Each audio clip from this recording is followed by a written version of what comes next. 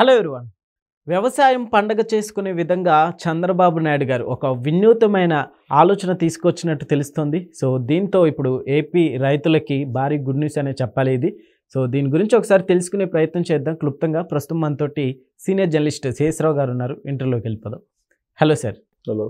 Yes sir, ఏంటి sir ఆ ideas? Chandrababu Naidu garu రైతుల కోసం, రైతు శ్రేయస్సు కోసం, రైతాంగాన్ని ఆనందంలో ఉంచడానికి, వ్యవసాయాన్ని పండగలాగా ఉంచేందుకు ప్రయత్నం చేస్తున్నారు. ఎందుకు చేస్తున్నారు అంటే, గతంలో చంద్రబాబు నాయుడు గారు వ్యవసాయం దండగా అన్నారు అని చెప్పేసి ఒక ముద్ర ఆయన మీద వేశారు.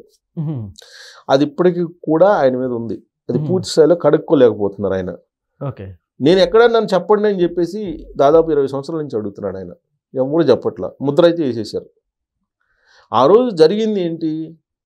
రివ్యూ మీటింగ్ జరిగింది ఉమ్మడి ఆంధ్రప్రదేశ్కి ముఖ్యమంత్రిగా ఉన్నప్పుడు ఆయన. అప్పుడు నేను అప్పుడే ఫ్రెష్ జర్నలిజంలో తొలి అడుగుల్లో ఉన్నా. రివ్యూ మీటింగ్ జరిగింది. ఆ రివ్యూ మీటింగ్లో వ్యవసాయం దండగా వస్తుంది, నష్టం వస్తుంది, వ్యవసాయం నష్టం వస్తుంది కాబట్టి మీరు ఆల్టర్నేటివ్గా మీరు పిల్లల్ని ఐటీ రంగం వైపు పంపిండి, చదివించండి, ఇంజనీరింగ్ చదివించండి, తర్వాత ఈ సర్వీస్ సెక్టర్ వైపు పంపించాలి, ఐటీ రంగం వైపు పంపించండి అని చెప్పి ఆయన చెప్తున్నారు. ఆ చెప్తున్నటువంటి క్రమంలో ఒక పత్రిక ఏం చేస్తుంది, వ్యవసాయం దండగా, వ్యవసాయం అసలు మానేయండి అని చంద్రబాబు నాయుడు గారు అన్నట్టు పేపర్లో మెయిన్ మరుసటి రోజు పేపర్లో మెయిన్ హెడ్డింగ్లో వచ్చేసింది. అక్కడ ఉండేది 2, 3 పేపర్లు ఉన్నాయి, మెయిన్ పేపర్లు. అప్పట్లో 3 పేపర్లు ఉంటాయి. ఈనాడు, వార్త, ఆంధ్రజ్యోతి ఇవే ఉండేవి. మిగతా ఇవన్నీ ఉన్నాయి కానీ బట్ అంత పాపులర్ కాదు. మిగతా దాంట్లో రాశారు, వార్తలో రాశారు వ్యవసాయం దండగా అని చెప్పి రాశారు అప్పట్లో. అది ప్రజల్లోకి వెళ్ళిపోయింది. అప్పట్లో కాంగ్రెస్ పార్టీ వాళ్ళు పదే అన్ని వేదికల మీద చంద్రబాబు నాయుడు గారు వ్యవసాయం దండగా అన్నారు అని చెప్పి తీసుకెళ్ళిపోయారు. తీసుకెళ్తే పబ్లిక్లు ఇంకా అదనంగా ఏం కలిపారంటే, ఈయన మనసులో మాట అనేటువంటి పుస్తకం ఒకటి రాశారు చంద్రబాబు నాయుడు గారు. దాంట్లో సబ్సిడీలు వద్దు, సబ్సిడీలు రైతులకి అవసరం లేదని చెప్పేసి అన్నాడు అని చెప్పి ఆ పుస్తకంలో ఏదో రాశారు అని చెప్పేసి అదొక ప్రచారం చేశారు. ఇట్లా రకరకాలుగా ఆయన వ్యవసాయానికి లేదా రైతులకి వ్యతిరేకి అనేటువంటి ఒక ముద్ర ఆయన మీద వేశారు. ఎటకేలకు 2004లో ఆ ముద్రతోటి వాళ్ళు గెలవగలిగారు, అధికారంలోకి వచ్చారు. కాంగ్రెస్ పార్టీ వాళ్ళు అధికారంలోకి వచ్చారు. అయితే ఆ తర్వాత ఆయన రివీల్ చేసుకున్నారు. అప్పటి వరకు ఏంది, ప్రభుత్వంలో ఉన్నారు చంద్రబాబు నాయుడు గారు కాబట్టి ఇవి పట్టించుకునేవాళ్ళు కదా. ఒకటే చెప్పేవాళ్ళు ఆయన, మనం ప్రభుత్వంలో ఉన్నాం కాబట్టి రాజకీయాలు వచ్చినప్పుడు, ఎన్నికలు వచ్చినప్పుడు రాజకీయాలు మాట్లాడదాం, ఎన్నికలు అయిపోయిన తర్వాత అభివృద్ధి గురించి మాట్లాడదాం అని చెప్పి అనేవాళ్ళు. అందుకే వాళ్ళు ఎవరైనా విమర్శలు చేసినా కానీ ఈయన పట్టించుకునేవాళ్ళు కాదు. ఈయన ఎంతసేపటికి రాష్ట్రం, అభివృద్ధి, హైదరాబాదు, హైటెక్ సిటీ, లేకపోతే ఔటర్ రింగ్ రోడ్డు, లేదంటే ఇంటర్నేషనల్ ఎయిర్పోర్ట్, ఈ గోల్లో ఉండేవాళ్ళు ఆయన. నిత్యం రివ్యూల్లో పెట్టుకొని ఇట్లా ఉండేవాడు ఆయన. రాజకీయంగా విమర్శలు చేస్తే ఎవరు పట్టించుకునే వాళ్ళు కాదు. దాంతో అందరూ నమ్మారు. నమ్మడానికి కారణం కూడా ఉంది.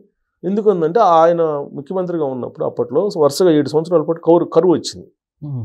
కరువు రావడంతో వ్యవసాయానికి జనరల్గా నీళ్ళు లేకపోయినప్పుడు వ్యవసాయం నిజంగానే నష్టాలు వస్తాయి కదా. వ్యవసాయం దండగా మానేయండి, మీరు అందరూ హైదరాబాద్కి వచ్చి పనులు చేసుకోండి అని చెప్పి అంటున్నాడు ఆయన. కాబట్టి వ్యవసాయం అన్నా రైతులన్నా ఆయనకు పడదని ప్రచారం చేశారు, నమ్మారు కరువు రోజులు కాబట్టి. సరే, ఆ తర్వాత ఆయన జరిగిన నష్టాన్ని గ్రహించి నేను ఎక్కడన్నా నాకు చెప్పండి అని చెప్పి అనేక సందర్భాలు అడిగారు. అడిగితే ఇంతవరకు ముందుకు వచ్చి ఇదిగో పలానా చోట అన్నావు అని చెప్పి చెప్పలా. జనరల్గా ఇన్ కెమెరాలో ఏం జరుగుతుందంటే, అక్కడ ఆఫీసర్స్ ముఖ్యమంత్రి వాళ్ళు కూర్చొని రివ్యూ చేసుకుంటుంటారు, జర్నలిస్టులు ఉండరు. కొన్ని రివ్యూ మీటింగ్కి అటెండ్ గారు. అక్కడ ఉండేటువంటి సిపిఆర్ఓ డ్రాఫ్ట్ చేసి ఇస్తారు. అక్కడ జరిగినటువంటి రివ్యూ మీటింగ్లో వివరాలు ఏంటి అనేది డ్రాఫ్ట్ చేసి ఇస్తారు. ఆ తర్వాత ఒకవేళ ఏదన్నా దానికి సంబంధించి చెప్పాల్సి వస్తే కనుక సమాచార శాఖ మంత్రి వచ్చి ప్రెస్ మీట్ పెడతారు. కానీ ఇన్ కెమెరాలో ఏం జరిగింది అని అంటే, అక్కడ ఎవరో ఆఫీసరో లేకపోతే ఇంకొకళ్ళు ఏదో చెప్తారు. చెప్పినప్పుడు దాన్ని జర్నలిస్ట్ రాసేస్తాడు. ఇప్పుడు ఏదన్నా ఒకటి చెప్పామనుకోండి, అది నాకు ఒక రకంగా అర్థమైంది, నీకు ఒక రకంగా అర్థమైంది, ఇంకొక రకంగా అర్థమైంది, ఇలా అర్థమవుతుంది సహజంగా. ఇప్పుడు మనం పుస్తకం చదివామనుకోండి, ఆ పుస్తకంలో ఉండే సారాంశం ఒక్కొక్కరికి ఒక్కొక్క రకంగా అర్థమవుతుంది. సో అలాగా అక్కడుండే ఆఫీసర్లో అధికారులు లేకపోతే పొలిటీషియన్స్ ఎవరో చెప్పారు, ఇట్లా జరిగింది మీటింగ్ అని రొటీన్గా చెప్పుకుంటారు. వ్యవసాయం దండకు వస్తుంది కదా, నష్టాలు వస్తున్నాయి కదా అని, వ్యవసాయం నష్టాలు వస్తుంది కదా, ఐటీ సెక్టర్ వైపు పిల్లలందరినీ ప్రమోట్ చేయండి అనే యాంగిల్లో మాట్లాడారు. అనగానే వ్యవసాయం దండగా అని చెప్పి అన్నాడు చంద్రబాబు నాయుడు గారు అని చెప్పి రాసేస్తారు. అది ముద్రపడిపోయింది. ఇప్పుడు ఆ ముద్రని ఆయన దాదాపు 10-15 సంవత్సరాల నుంచి కడుక్కునే ప్రయత్నం చేస్తూనే ఉన్నాడు. ఇవాళ 4వ ముఖ్యమంత్రిగా ఆయన వచ్చిన తర్వాత, లేదు 3వ విడిపోయిన ఆంధ్రప్రదేశ్కి ముఖ్యమంత్రి అయిన తర్వాత కూడా ఆయన వ్యవసాయం కోసం, రైతుల కోసం చాలా చేశారు.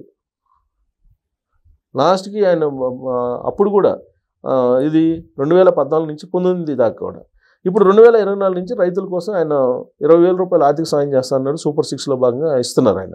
ఇప్పుడు 2 విడతలు ఇచ్చారు ఆల్రెడీ. అలాగే రైతులకు డ్రోన్ టెక్నాలజీని అందించాలని చెప్పేసి ఆయన ఆ డ్రోన్స్ని ఇస్తున్నారు. ఇప్పుడు సబ్సిడీతోటి 80% సబ్సిడీతోటి డ్రోన్స్ని ఇస్తున్నారు. అలాగే వ్యవసాయాన్ని ప్రమోట్ చేయడానికి, అలాగే వ్యవసాయ ఉత్పత్తుల్ని సరసమైనటువంటి ధరలకు అమ్ముకోవడానికి ఆయన ఫుడ్ ప్రాసెసింగ్ సెంటర్లు పెట్టాలని చెప్పి ఈ స్మాల్ అండ్ మీడియం స్కేల్కి సంబంధించినటువంటి ఇండస్ట్రీస్ పరిధిలో ఈ పెట్టాలని చెప్పేసి మండలానికి ఒక ఫుడ్ ప్రాసెసింగ్ యూనిట్ పెట్టాలని చెప్పి కూడా ఆయన ఆదేశాలు జారీ చేస్తున్నారు. అలాగే వ్యవసాయంలో ఆర్టిఫిషియల్ ఇంటెలిజెన్స్ దాన్ని ఉపయోగించి ఏ విధంగా వ్యవసాయంలో దిగుబడులు పెంచవచ్చు అనే దాని మీద కూడా ఆయన ఇప్పుడు సూచనలు చేస్తున్నారు. అందుకే రైతుల్లో అవగాహన పెంచడానికి ఈ నెల 24వ తారీఖు నుంచి 29వ తారీఖు వరకు రైతన్న మీకోసం, రైతన్న మీకోసం అనే ఒక కార్యక్రమాన్ని చేపట్టారు. రైతన్న మీకోసం ఈ కార్యక్రమాన్ని చేపట్టారు. ఈ కార్యక్రమంలో నేరుగా చంద్రబాబు నాయుడు గారే పాల్గొనబోతున్నారు. వ్యవసాయ శాఖ మంత్రి అచ్చెన్నాయుడు గారు వర్చువల్లో ఉన్నారు. ఈ రివ్యూ మీటింగ్లో జరిగింది. దీంట్లో చాలా క్లియర్గా చెప్పారు, వ్యవసాయ ఉత్పత్తులు వీటిని మనం కాపాడుకోవాలి, వ్యవసాయాన్ని కాపాడుకోవాలి, వ్యవసాయ ఉత్పత్తులను కాపాడుకోవాలి, వ్యవసాయ ఉత్పత్తులు గిట్టుబాటు ధర రావాలి, వ్యవసాయం ఒక పండగలాగా ఉండాలి, వ్యవసాయం నష్టం రాకూడదు, వీళ్ళంత వరకు నష్టం రాకుండా లాభాల బాట రైతులను పట్టించేలాగా టెక్నాలజీని ఉపయోగించాలి. ఆ టెక్నాలజీని ఎలా ఉపయోగించాలి అనేది మీరు ఎక్స్ప్లెయిన్ చేయండి. నేను కూడా ఈ 4 రోజుల పాటు 24 నుంచి 25, 26, 27, 28, 29 మొత్తం 5 రోజుల పాటు ఆ కార్యక్రమంలో రైతన్న మీకోసం అనేటువంటి కార్యక్రమంలో తాను పాటి చేస్తానని చెప్పి చంద్రబాబు నాయుడు గారు చెప్పారు. చెప్తూ రైతుల్ని టెక్నాలజీ వైపు మళ్లించండి, టెక్నాలజీతో కూడినటువంటి వ్యవసాయానికి వాళ్ళని మౌల్డ్ చేయండి, అద్భుతమైనటువంటి ఫలితాలను సాధించగలుగుతామని చెప్పి ఆయన చెప్పడం జరిగింది. సో ఇప్పుడు మరి రైతుల కోసం టెక్నాలజీని వాడుతున్నారని అంటే రైతుల పట్ల ఆయనకి అభిమానం ఉన్నట్ట లేనట్ట, లేదంటే రైతుల పట్ల ఆయనకి మానవీయ కూడా ఉన్నట్ట లేనట్ట. ఇప్పుడు తోతాపురి మామిడికి గిట్టుబాటు ధరలు రాలేదని అంటే ఆయన గవర్నమెంట్ వైపు నుంచి ఆయన గిట్టుబాటు ధరలు వచ్చేలాగా చేశారు. టొబాకోకి గిట్టుబాటు ధరలు రాలేదు అని అంటే టొబాకోకి చేశారు. టొమాటోకి రాలేదంటే టొమాటోకి చేశారు. అంతే కదా, టొమాటోలకు రాకపోతే టొమాటోలకు కూడా చేశారు కదా. సో ఇన్ని ఉల్లిపాయలకు గిట్టుబాటు ధర లేదంటే ఉల్లిపాయలకి గిట్టుబాటు ధర వచ్చేలాగా ప్రభుత్వాన్ని పురమాయించారు కదా, ప్రభుత్వం యంత్రాంగాన్ని పురమాయించారు కదా. ఇలా అన్ని రకాలుగా వ్యవసాయ ఉత్పత్తులకి గిట్టుబాటు ధర లేనప్పుడు ఖచ్చితంగా ప్రభుత్వం తానున్నానంటూ ముందుకు వస్తుంది. అక్కడ మార్కెట్ ఉంది, మార్కెట్ని యాక్టివేట్ చేశారు. మార్కెట్ని యాక్టివేట్ చేసి వాళ్ళు కొనుగోలు చేస్తున్నారు. ఇప్పుడు తాజాగా తీసుకున్న నిర్ణయం ఏంటంటే, కీలక నిర్ణయం ఏంటంటే పత్తి కొనుగోలు. ప్రతి మండల కేంద్రంలో ఈ కేంద్రాన్ని పెడతారు, సిసిఐ కేంద్రాన్ని పెడతారు, కాటన్ కార్పొరేషన్ ఆఫ్ ఇండియా ఆ కేంద్రాన్ని పెడతారు. ఆ కేంద్రంలోనే ఆ మండల పరిధిలో ఉండే రైతులు అమ్ముకోవాలనేటువంటి నిబంధన ఉండేది. దాన్ని తీసేసి ఏ రైతు అయినా ఎక్కడైనా అమ్ముకోవచ్చు అనేటువంటి దాన్ని ఇప్పుడు కొత్త జీవో ఇచ్చి రిలాక్సేషన్ చేశారు. సో రైతుకి ఏ సమస్య వచ్చినా చంద్రబాబు నాయుడు గారి దృష్టికి తీసుకెళ్తే మాత్రం ఖచ్చితంగా ఇమీడియట్గా రెస్పాండ్ అయ్యి ఆ సమస్యను పరిష్కరించేదానికి ఆయన సంసిద్ధంగా ఉన్నారు. సో ఇవన్నీ చూసిన తర్వాత ఇప్పటికీ కూడా రైతన్న, వ్యవసాయం అన్న ఆయనకి అంత ఇష్టం ఉండదు అని అంటే ఒప్పుకుంటారు ఎవరన్నా? ఒప్పుకోరు కదా. సో ఇవాళ రైతులతో ఆయన ఉన్నారు.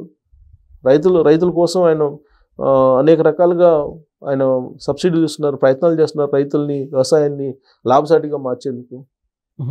సో రైతు భరోసా కేంద్రాలు ఉన్నాయి, రైతు సేవా కేంద్రాలు అంటున్నారు ఇప్పుడు. గతంలో రైతు సేవా కేంద్రం. ఈ రైతు సేవా కేంద్రాల పరిధిలో ఉండేటువంటి ప్రతి రైతుకి చంద్రబాబు నాయుడు గారు ఒక లెటర్ రాశారు. ఈ లెటర్ని ప్రతి రైతుకి పంపించాలనేటువంటి ఒక టార్గెట్ ఇప్పుడు ఎమ్మెల్యేలకు పెట్టారు. ఈ రైతు సేవా కేంద్రాల పరిధిలో ఎవరైతే రైతు కుటుంబాలు ఉంటారో ఆ కుటుంబంలో ఉండేటువంటి ప్రతి ఒక్కరికి చంద్రబాబు నాయుడు గారు ఒక లెటర్ రాశారు ఈ వ్యవసాయము దాని గురించి. అది ఖచ్చితంగా మీరు పంపించండి అని చెప్పారు. ఎందుకంటే ఆడ వ్యవసాయమో లేదంటే వ్యవసాయ కూలియా లేకపోతే ఎస్సీనా బీసీనా ఇవన్నీ కాదు, ఇర్రెస్పెక్టివ్ ఆఫ్ క్యాస్ట్, క్రీడ్, అలాగే ప్రొఫెషన్. ప్రతి ఇంట్లో ఒకళ్ళు ఆర్టిఫిషియల్ ఇంటెలిజెన్స్ వచ్చిన వాళ్ళు ఉండాలి అని చెప్పి ఒక నిబంధన పెట్టారు ఆయన.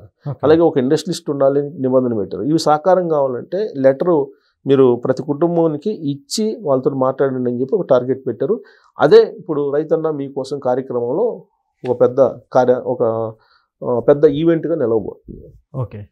Okay sir, thank you.